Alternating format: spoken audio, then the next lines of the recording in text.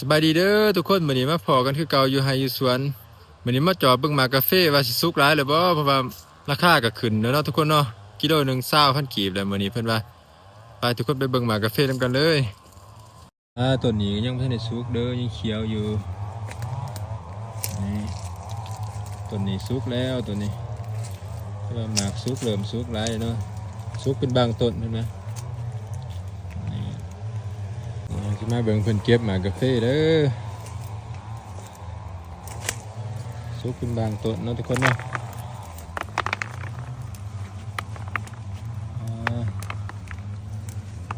ปิดเป็นจำนวนเนาะ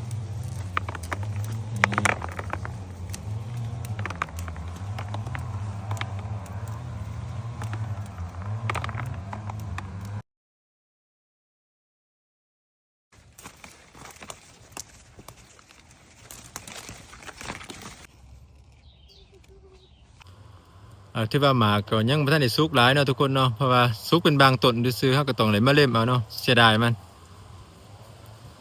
คือจังซี่ก็ยังเขียวเบิดกกเลยเด้อทุกคนเด้อนี่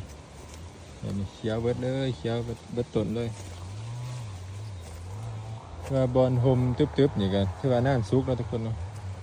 คือแบบนี้